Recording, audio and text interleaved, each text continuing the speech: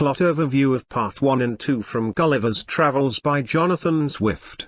Written by Ohida Chad.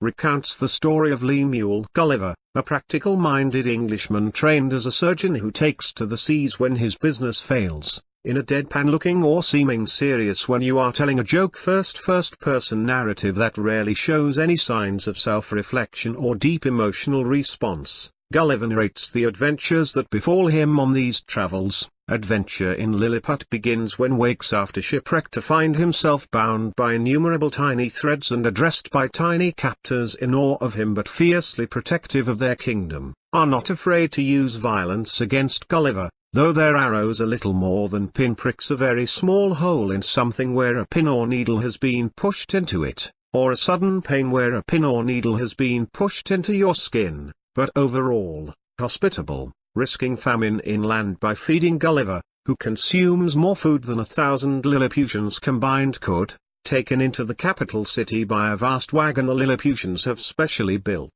presented to the emperor, entertained by Gulliver, just as Gulliver is flattered by the attention of royalty, eventually becomes a national resource, used by the army in its war against the people of Blefuscu, whom the Lilliputians hate for doctrinal differences concerning the proper way to crack eggs. But things change. Gulliver, convicted of treason for putting out a fire in the royal palace with his urine and is condemned to be shot in the eyes and starved to death, escapes to Blefuscu, able to repair a boat he finds and to set sail for England. After staying in England with his wife and family for 2 months, undertakes next sea voyage, which takes to a land of giants called Brobdingnag. A field worker discovers him, initially treats as little more than an animal, keeping him for amusement. Farmer eventually sells Gulliver to the queen, who makes him a courtly diversion and is entertained by his musical talents. Social life is easy for Gulliver after his discovery by the court,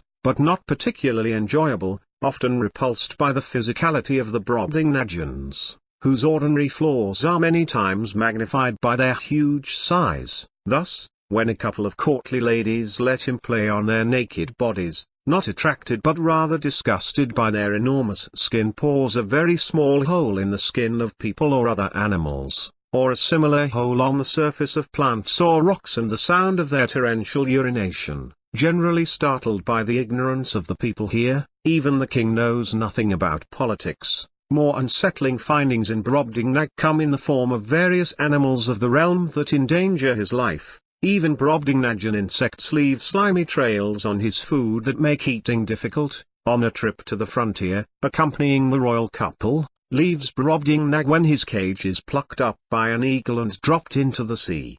The writer is Assistant Professor of English and Director, Language Center, University of Information Technology and Sciences. Please consider subscribing to my channel.